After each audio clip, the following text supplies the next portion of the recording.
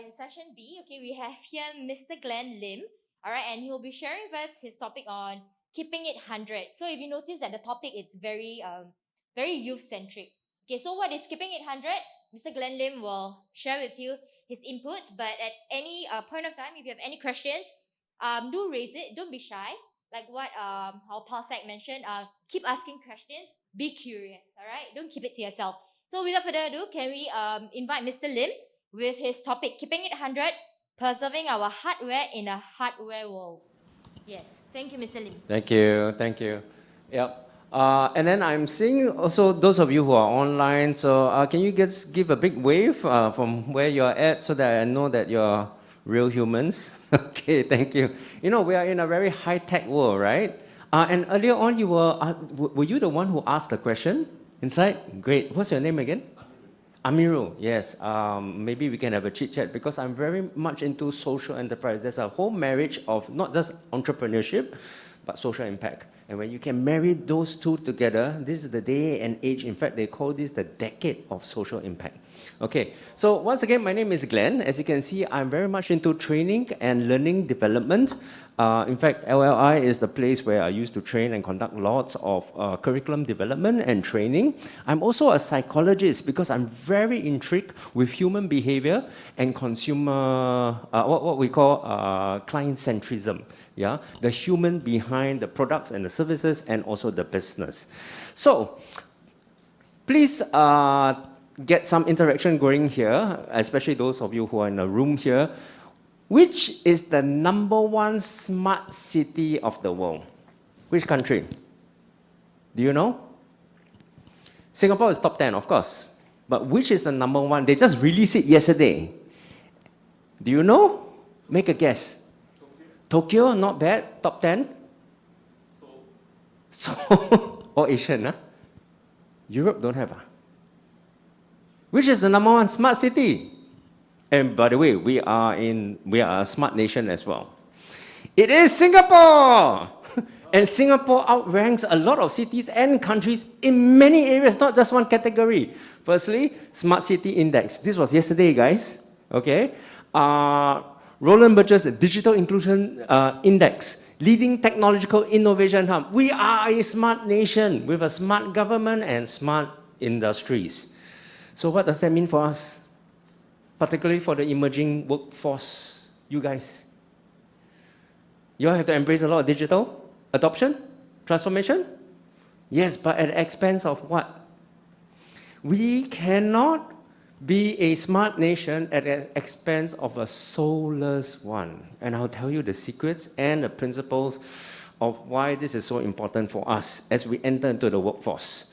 Okay, so I want to tell you a story of this guy who just called on me. By the way, at the ground floor here is a SG Careers outlet where you can get free personal as well as career coaching and guidance.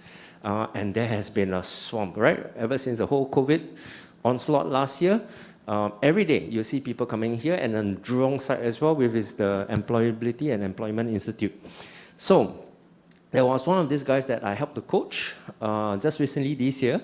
And he said, I can't understand how come my employers, and he was working in a digital agency firm, say, how come I have got all these skills? I've got a master's in digital ad tech, and I'm able to do all this interface. I don't understand how come he let me go, you know? And one of the key things that I talked to him is, how do you conduct yourself when you go to work? He says, well, firstly, work from home is the norm. So it's very easy. And then when our boss said, hey, let's come together at least once a week for in-meetings, we all kind of complain and say, no lah, we should be working from home and all that. And even when I come, what's the point? Because I have my own desk silo, so I might as well work on my own. I don't talk to my colleagues, and I'm basically in silo because I do best when I specialize and focus. And then I told him, maybe that's the problem. Maybe you don't have the EQ. Maybe you don't have that soft skills and you can't work in a team. And that is why we have to let you go. Who is the employer? Me. He was one of my staff. I didn't let him go as in I fired him. I said, please go and continue to build and develop yourself because you're still young. You're 23 years old. And even though you got a degree from overseas and all that, I'm frankly speaking, I don't look at degree because we look at merit. We look at what you can contribute. And one of the key things that you guys need to understand as you enter the workforce is whether you are adding value, whether you're an asset or a liability. And I realized that his manager had to constantly check on him, supervise him, and say, hey, where are you? What are you doing? Communication was very poor. And you know communication is a vital core skill. So, guys, and those of you online, get ready to take a lot of notes. You can screenshot. And for those of you here, if you have handphones, I've got 3 slides on it. Here are the attributes employers are looking for right now in the 21st century in a post-pandemic world. Because of the onslaught of all the technological platforms, we're so used to high tech, but we forgot about the high touch. So here are 6. Number 1, high touch versus high tech. By the way, I'm not saying high touch is better than high tech. I'm just saying that there needs to be a fine balance. There cannot be an overcompensation or a reliance on just technological, not at the expense of the high touch. What is high touch? High touch is the connectionness, the human connection. And by the way, these days, when we talk about high tech, high touch, there's also a third category called high trust. And without the human connectionness, the personal skill, interpersonal skills, you're never able to build sincerity and trust. And high performance only comes from high trust teams. Next, we have hardware versus hardware. Hardware has got to do with passion, things that you beat and that beat and gives you the motivation and fuel to say, hey, I'll do what it takes to get this job done. Something like what Inshaya shared, right? She went overtime not because the boss asked her or demanded of her, but because she wanted to go above and beyond. Hardware is what Singapore is good at. And I can tell you a little bit of my story later on about how, leadership course, go and send to this course, right? Or even the youth at risk, or boys home and girls home, anytime got problem, okay, send to this program. Yep, Singapore is over-programmatic, but forget that you need hardware in order to develop human capital. Leadership cannot be just sent to a robot or to AI, right? Next, number 3, EQ versus IQ. What is EQ? Well, IQ we know is book smarts, your paper qualification, but EQ has got to do with self-management, self-awareness, social relational capital. Do you have that? Or do you just go and look for a job where, hey, I got paper qualification, I got technical skills?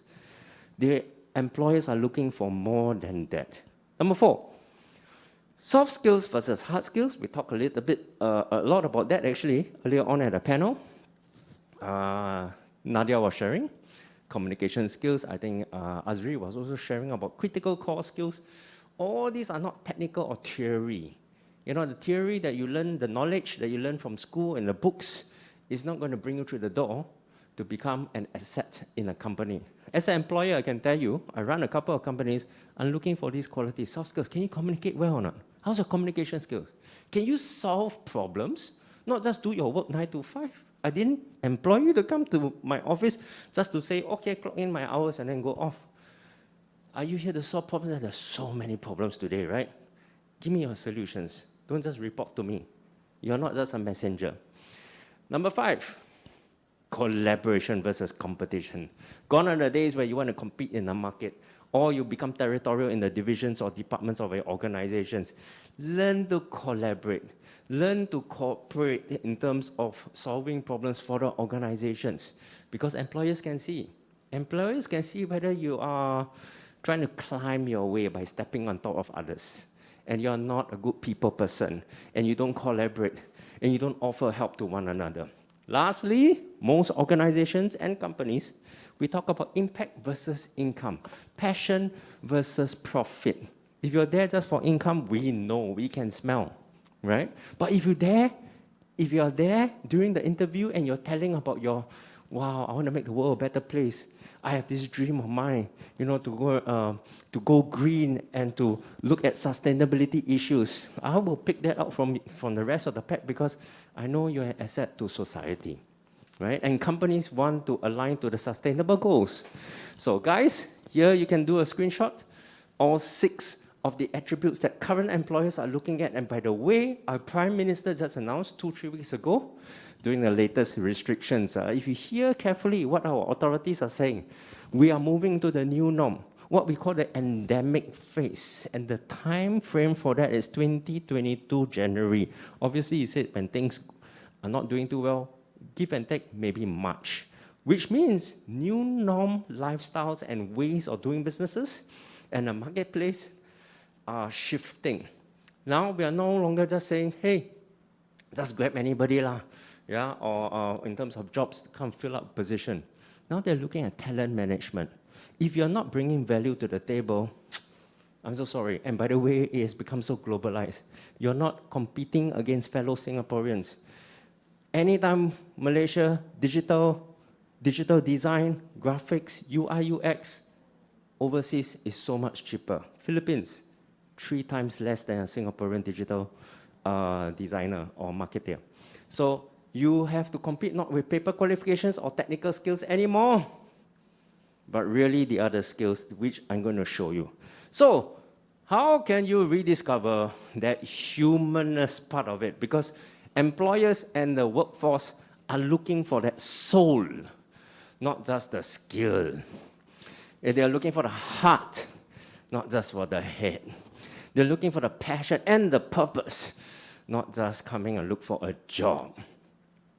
Here are 3, get ready to take down. Number 1, what you can do right now, even while waiting for a job, or even while studying, guys, you can find opportunities to give back, to serve, to volunteer. Why? As an employer, I tell you straight off, I don't know, no longer do I just look at results or merit. I look at leadership. I look at how you serve. I look at your care and compassion. Have you been feeding? I just interviewed someone who said she has been serving for 8 years at 4 PM. And she has been always involved in the project team to do the Ramadan on Wheels, or some of those projects during Ramadan. What are you doing to find opportunities, not just to work, but to give, to serve? Because this one, we pay special attention to. It shows me what kind of person you are. It tells me what you're capable of, the humanity in you. Number 2, find your purpose. Somebody was asking this, was it you again, inside there? A little bit lah. What's the difference between passion and purpose, guys? Many people out there, the world will tell you, find your passion. Not wrong, but not enough. Passion is self-serving. Oh, I like to do this, I stay. But I don't like, I don't stay. Purpose is serving others. And you must understand you only have one life. Your life is not just to self-serve, it's to give to others. So look around you, these two must marry, must integrate, we call it, because I believe God created us with a purpose that is married to our passion. You cannot be, oh, my purpose is to do childcare and you hate children. Cannot be one, right? There's a misalignment. Then you better not go and do childcare or do children's work because they will complain against you. So where do you find your purpose? Can I give you a quick tip, guys? Very easy. Now on the internet, everywhere. 17 sustainable goals, developmental goals. These are the UN, United Nations, 17 sustainable goals. Do you know that now there is an impact and a purpose test that you can take? There are many tests, online assessments. You can test, and there's a questionnaire that you can fill up, and they can generate, oh, you are goal number, SGD goals number 10, reducing inequality. Wow. For mine is number 4. Goal number 4 is quality education. I'm a trainer speaker. So what is yours? Because when you find your purpose, your life's changed. It becomes that compass that maps out everywhere you go, every job you look for, something jumps out, right? And you say, okay, this is it. And it's no longer about the pay will come later, but the purpose drives you. Number 3, find what else? Find a mentor. I tell you something, the mentor in your life makes all the difference. And I tell you 3 benefits of mentoring. By the way, Pausek, you're here. Pausek Rahayu is serving with me at the Mentoring Alliance Singapore. Just coincidentally, he just stepped in. And mentoring is a buzzword, but more than a trendy term and sexy term, it is vital for your progression, not just in career, but the whole of life. Can I tell you the 3 benefits of mentoring? Take down, guys, and screenshot after I've released the 3rd one. My own mentor in my life, when I was down and out, I realized that when I go and meet my mentor on a consistent basis, it could be once a month, once a fortnight, I cut short my learning curve. How many of you agree that those who are older than us, more experienced than us, there's nothing new under the sun? Right? There's nothing new under the sun. And we can learn quickly through a shortcut when we sit down with someone who pours his experience into our lives. We don't need to make all the hard mistakes. And he has gone before us. Maybe he's 5 years older, I don't know, even 3 years older, or maybe 10 years, 15 years older. But he's got life experience that is so precious that can be poured into it.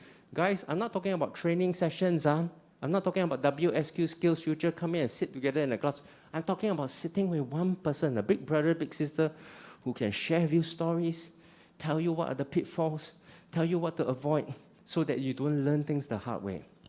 And I had the privilege of doing that. Go and find a mentor. Sit him down, sit her down, say, can I buy you kopi? Yeah, can you just share with me half an hour? Or even Zoom.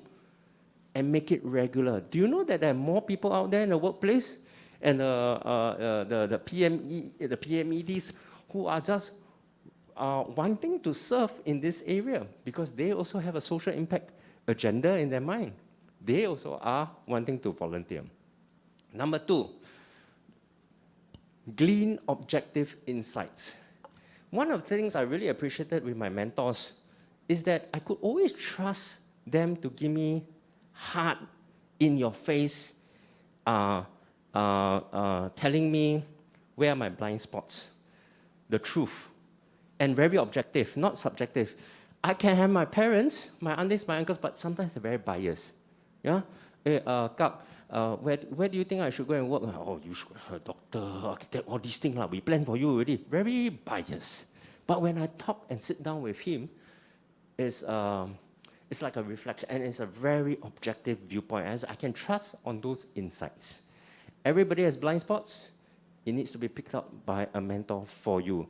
In other words, you have to allow him to speak into your life. You've got to be humble and teachable, right? Lastly, number 3, keep you accountable. Oh, because there are times when I go off track. There are times when I have pride. There are times when I'm lazy. I say I will set a goal this year. I want to learn this. I want to develop myself.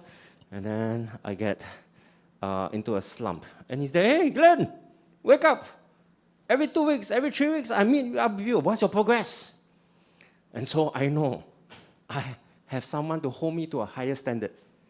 And that's the beauty of mentoring, because whenever I meet him, I see myself climb one more step higher. He paces me, he gives me feedback, he gives me advice, and then I'll go back and I implement those things. Each time when I meet him, it seems like I'm taking one step further and I'm growing. So these are the 3 benefits of mentoring.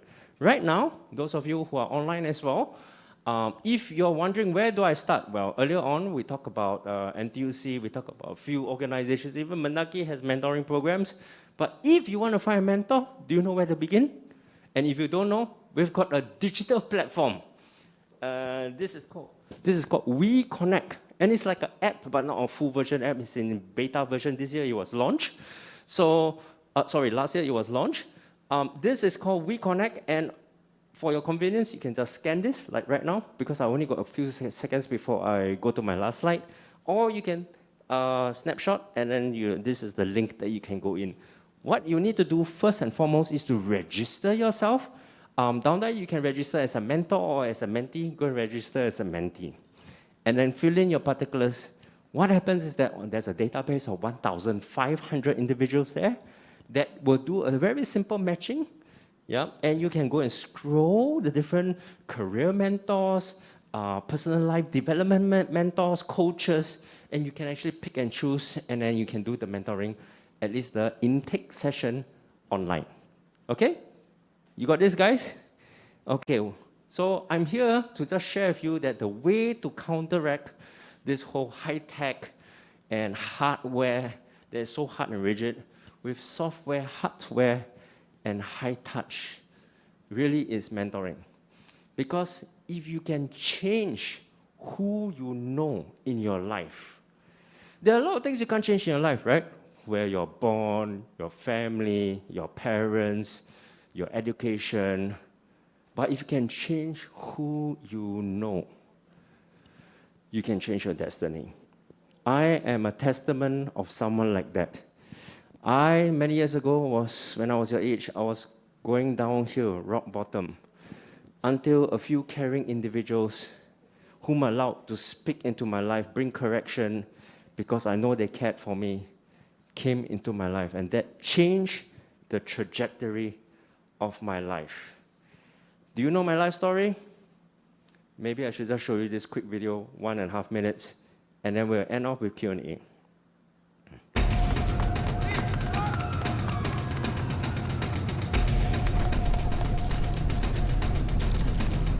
I find you guilty, and you will be convicted.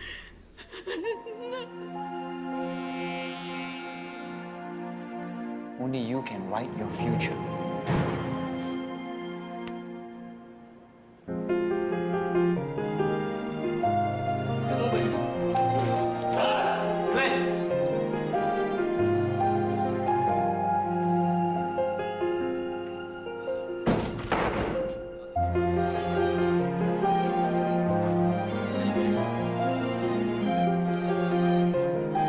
Hey Glenn, I've got something for you.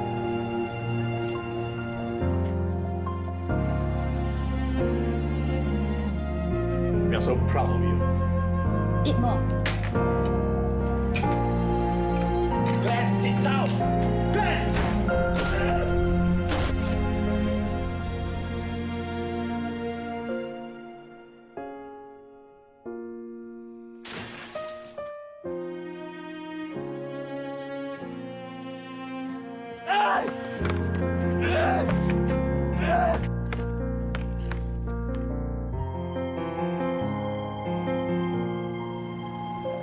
Glenn, you have the courage to be different. Only you can write your future.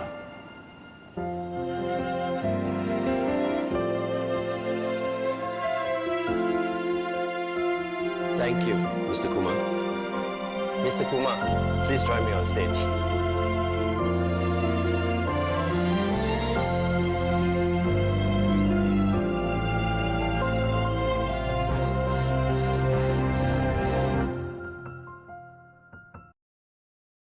This is not an advertisement for MOE, but this was shown 6 years ago, almost 7 years ago. How many of you remember this commercial that was playing on heavy rotation on the TVs and even in the cinemas?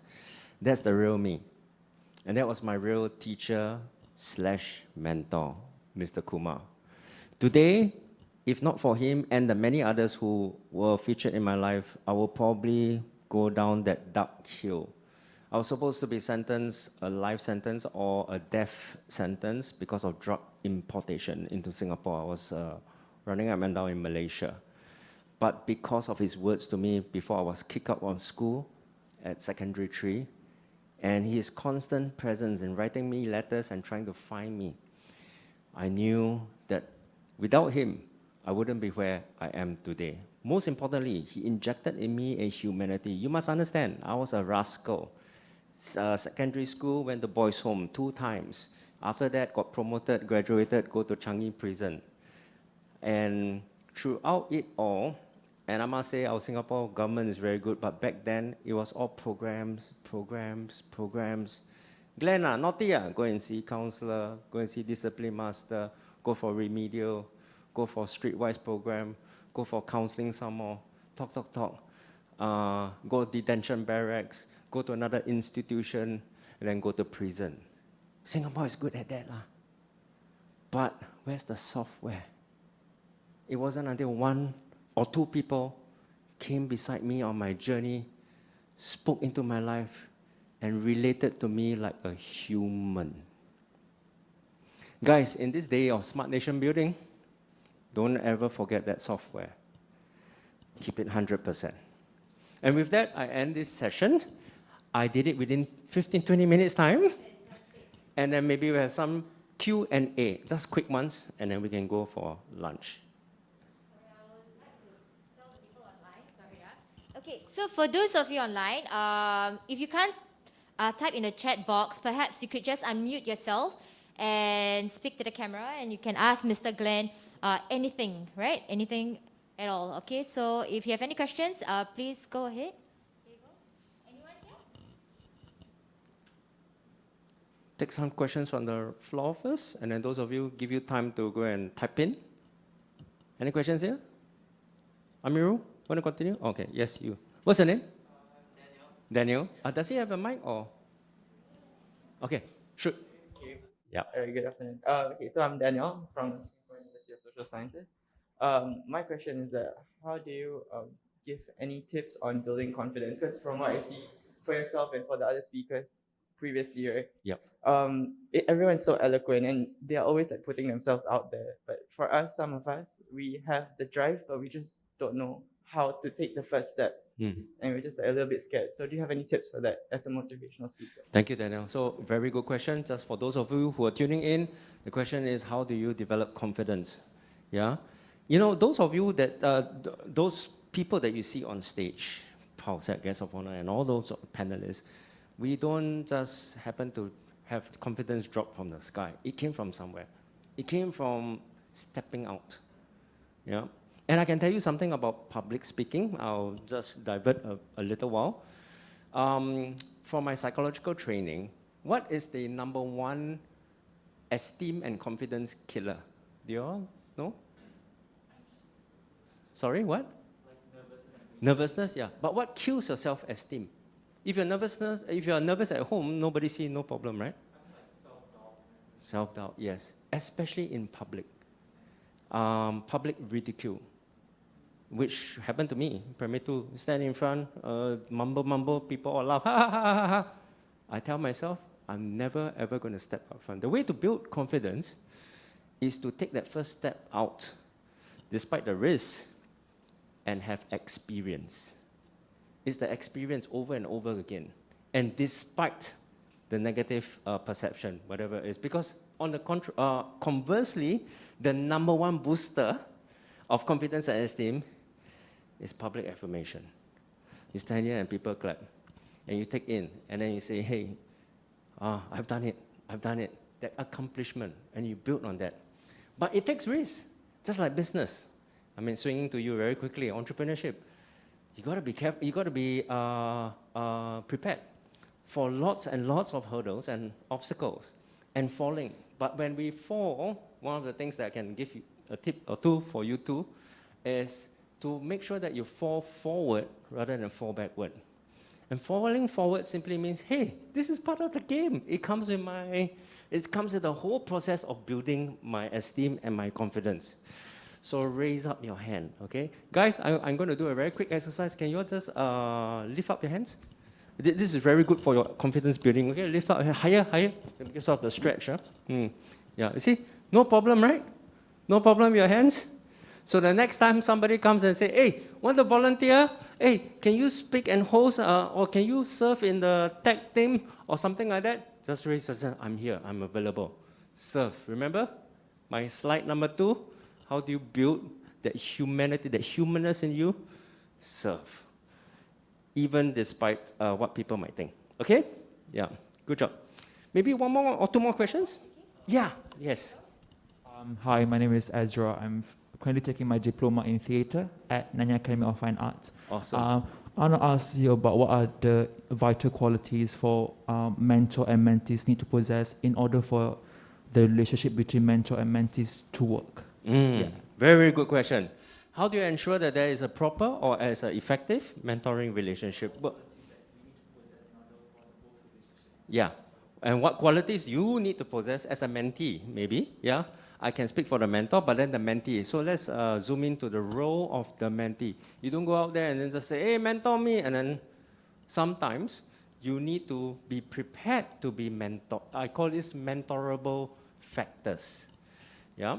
Now, the mentors will have their own problem because they also need to have time, commitment, all those kind of things. But for you, how to make you so attractive? A potential mentor come and see you and say, wow, I want to mentor you because there is outcome. Well, there are 3. And I call it, no offense here. You need to be fat. F-A-T. Number 1, F, faithful. No point you want mentoring, but you're not faithful and committed to keep the mentoring process. Okay? Yeah? Or you're not available. A. Every time the mentor call you, hey, how are you meeting me? Sorry, busy. Every time busy. Well, it's a problem of priorities, not busy. Huh? And then T, teachable. Mentor tells you something, advises you, maybe shows you a perspective, and he said, no lah, I tried that already. So you're unteachable, uncoachable. So don't waste your time and don't waste his time if you don't have these 3 factors. Faithfulness, commitment, make sure you are the one that takes the initiative to call him up, to say, hey, can I meet you once a month? Because he's not going to text you, he's not your teacher. Yeah? Number 2, available. Make sure that you're available for him or her. And lastly, teachable. Okay? I hope I answered that. Okay. With that, do we have time for one more maybe? Does anyone, due to short of time, anyone online? From the chat box. All right. Maybe? Is there anyone here? I don't. Okay, maybe not, and that's fine. Or is it there's one up there? No, Okay, right? so no. So Mr. Glenn, if like for example they would like to like reach out to you, how can they do so? Okay. Yeah, I'm very bad at social media. I'm worse. I don't even have Facebook. Can you imagine? No, I have lah, but my guys are running it for me. I only use Facebook and social media for digital marketing. I run a marketing agency, and we talk a lot about digital. So actually, email is the best ways, but then I'll give you my Facebook, which is Glenn Lim, GLENN LIM. Right. So if you have any those for those of you online, if you can hear me, so if you have any queries, any questions, anything you're curious about, all right, and you would like to ask Mr. Glenn Lim, all right, search for him on Facebook at GLENN LIM. Okay, Mr. Glenn Lim. All right. Okay. Due to shortage of time, thank you, Mr. Glenn, for the insightful sharing. All right. Thank you. A pleasure. Thank you very And much. I'll be hanging around a bit outside, so maybe during makan we can just catch up a bit. Okay? Yeah. Okay. So for now, okay. Okay. Wait. Sorry. Someone has a question. Oh, I'll come back. okay. Let's go back. Okay. Can I know what's the question?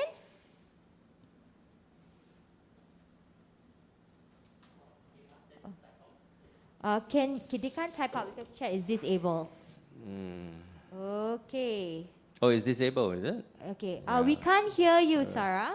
Oh, I can't hear. Yeah, because we're in but a you smaller can- room. Yeah, but you can type. Can type it out. Yeah, no worries. Is there another question here, maybe on the floor? And I'll just handle both. That's the problem with high tech and then high touch. Let me zoom to Amiru. Social enterprise. By the way, just now I talked about the UN 17 Sustainable Development Goals. Go check it out. Please go Google it.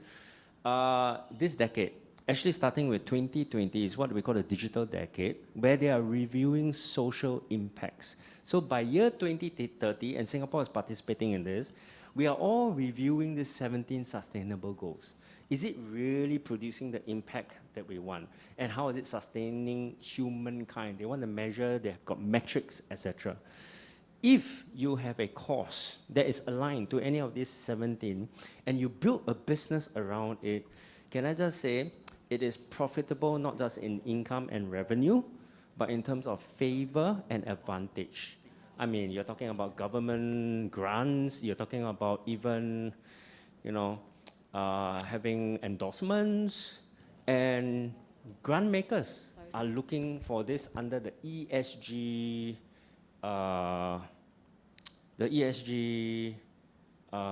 matrix that a lot of corporates are actually aligning themselves to. ESG stands for, go and Google it up, it stands for environmental, sustainable, and I forgot about the G.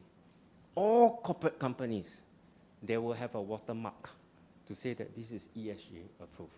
So if you're a social enterprise, there are a lot of people who want to fund this. Think of it like a crowdfunding kind of portal while running your business, serving a cause. The tricky thing is this: social and enterprise are two different entities. When you bring them together, you must have proper metrics and framework. Because social means social cause, but you're not a charity. You don't just wait for money, handouts. Enterprise means business model. So which one to start first? Think about the business model first. Then you think about the social cause, how you bring them in, beneficiaries, do you want them to work?